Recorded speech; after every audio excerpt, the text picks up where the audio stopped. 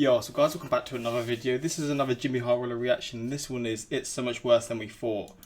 I don't know what this is about. I saw Kawhi Leonard in the thumbnail, but again, I don't really know what this video is actually going to be talking about. But that's the sort of excitement when we go into his videos. The topic is something that I don't really, like, most of the time I don't actually know, but I mean, I'm not even going to ramble at this point. Let's just get into this one.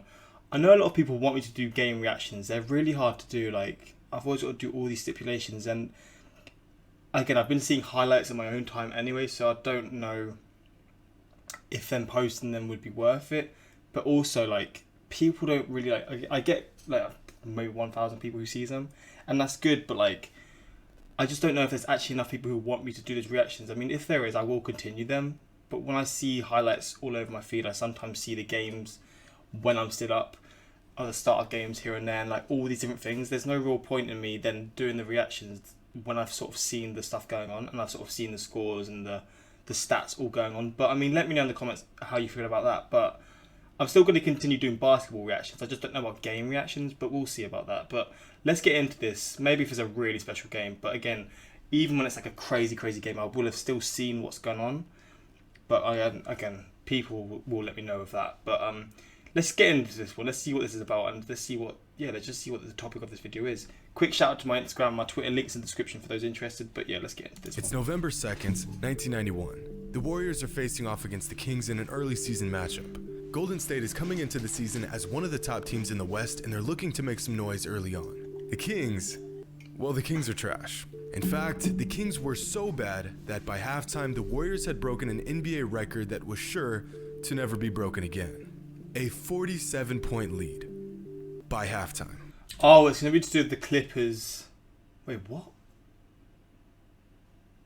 A 47 lead by halftime.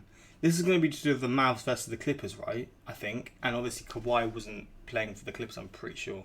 Or he was injured. So 88, 41. Fucking hell. What was the halftime score between the Mavs and the Clippers? I can't actually fully remember. I know it was crazy. It was like 73-27 or something. 47 points. This is disgusting. It's disrespectful. These men have families too, you know. But hey, at least no other team has ever felt the humiliation and defeat that this poor Kings team felt on that November. No. Leva has the rebound. 77-27. That is fucked. That will do it for a It's so forgettable fucked. first half. The Dallas Mavericks lead 77-27. Largest deficit at halftime in the history of the NBA. My God. How does this even happen? I know, Down that 50 is points fucked. at halftime? Did the Clippers even show up?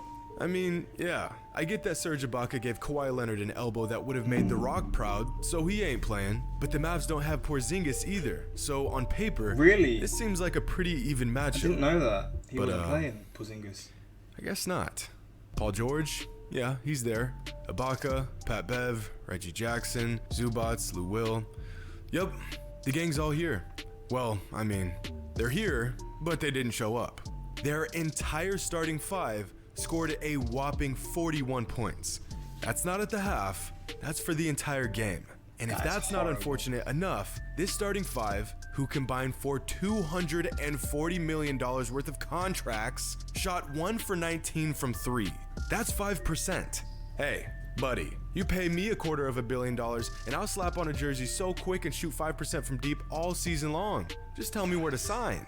Now, let's take a look at the reincarnated 92 Dream Team, or the Dallas Mavericks. In total, 13 players scored, and they shot 89% from the free throw line as a team. But other than that, the Mavericks didn't do anything super spectacular. Dallas played how they usually played. So this is more of a case of the Clippers just going 12 rounds with themselves, which seems to be the identity of this team and this franchise. Now, if y'all recall opening night last season, we were all jacked up in anticipation of the Battle of LA, the Clippers versus the Lakers. No one really knew how this game would play out, but it was obvious that this was going to be the NBA's new premier rivalry. Well, at least it was supposed to be. And by the end of the first game, the Clippers got the win and they had all the momentum going forward. And then 2 months later, the Clips beat the Lakers again. And boy, did things get out of hand quick. Clippers fans were ready to place an order for their 2020 championship banner. They were sure of their team's sheer dominance. Game over for the rest of the league. The Clippers are snapping necks and cashing checks. But after a turbulent season, lack of chemistry, and more load management than a garbage man, the Clippers got bounced out of the second round of the playoffs in heart-wrenching fashion. Oh my god. Oh my god, he on X Games mode. Their flaws were just too glaring to overcome. We've talked about this before. You can't just throw a bunch of talent on a team and expect to win a title. This is not how championships work. Shut up, Warriors fans, just stay out of this. You need camaraderie. You need chemistry, leadership. You need each and every player to buy into their role. Plus, when you got someone like Curry, you can build a team around him, and they can all be superstars. Maybe they're not, like, in terms of chemistry, they're not the best players, but I feel like Curry can always just bring people together. Maybe that's just me not really knowing, but I don't know, I just love Curry, not gonna lie. And be open to adjustments at any moment. This is what some of us have been saying all along in regards to this Clippers team. Loaded with talent. They've got size and scoring and defense and all of the tangibles you need to go on a championship run. But they are strikingly lacking in the intangibles department. Also, it doesn't help that Paul George either plays like a first-team All-NBA superstar or a nervous wreck just trying to keep his spot in the... Wait, what? I hadn't seen this before. What? I did on the pitch, I mean on the court. Plays like a first-team All-NBA superstar or a nervous wreck just trying to keep his spot in the rotation. What? So, what do the Clippers do? They spend the offseason resting and reloading. They part ways with their head coach Doc Rivers and sign LeBron James's assistant coach from the 2016 championship run, Tyronn Lue. They sign Serge Ibaka to be their enforcer down low. They bring in sharpshooter Luke Kennard and sign Nicholas Batum. These are all good moves. They are now deeper and more experienced than last year. And what better way to show off this new and improved roster than by handing the Lakers a giant L on opening night for the second straight season. They're looking cohesive. They've got a new coach who allows players to play to their strengths. Things are looking fantastic. Might as well get those orders ready because we're going to need our 2021 championship banner here ASAP. Wait, I feel like I'm having deja vu. Like, all of this already happened before. Like, this exact same scenario played out a year ago. And that's because it did. See, the problem here isn't the Clippers or Paul George. It's that fans get way ahead of themselves before anything has even happened. More recently, over the past few years, fans have grown accustomed to overreacting to every little thing that happens.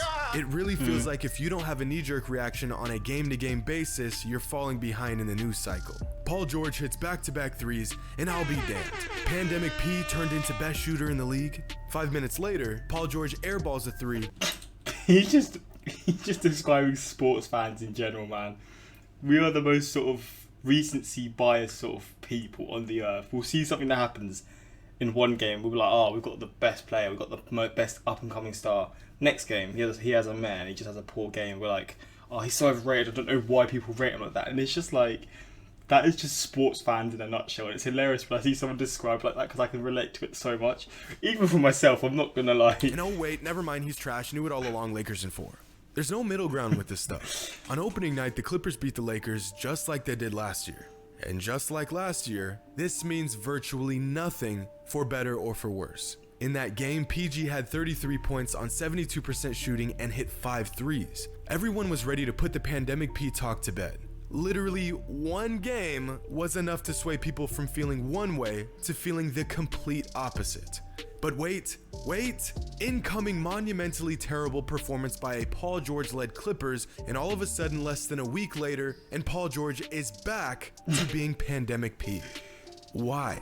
How does a player's legacy and ability get dwindled down to good and bad performances on a game-to-game basis? Let's be honest, whether Paul George gets 35 and 5 in a win on great efficiency or 10 points in a terrible loss, neither of these performances changes his talent and ability as a player. Paul George is an NBA star, and even the best players have bad games. For example, here's a stat line one NBA star put up in a game last week. Some fans would even consider this player a superstar.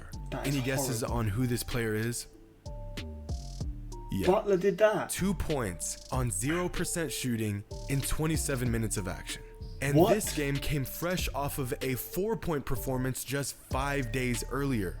Could you even imagine the absolute riot people would be having if Paul George put up these numbers? But this has become a staple of Paul George and Clippers basketball.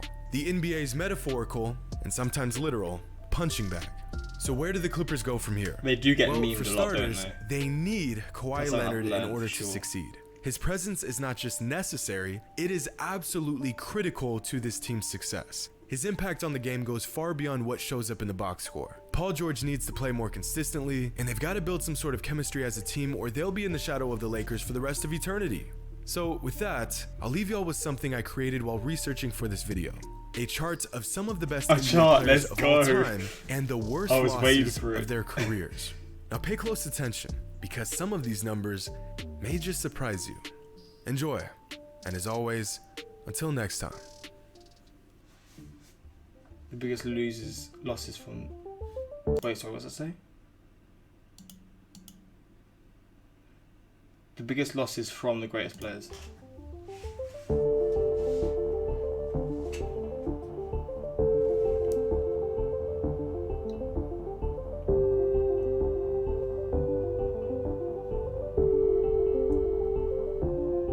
Gotcha, bitch! Caruso, mate. Caruso's different, I can't lie. Caruso the GOAT, bro. Can't even compare him to players like Bird, Jordan, Magic Johnson. Caruso, bro, what the absolute GOAT. I still remember my first ever reaction to him, and it was the greatest video I ever did. Kareem, Curry, Kawhi. But look at this though, bloody hell. KD had a poor game once, what the hell?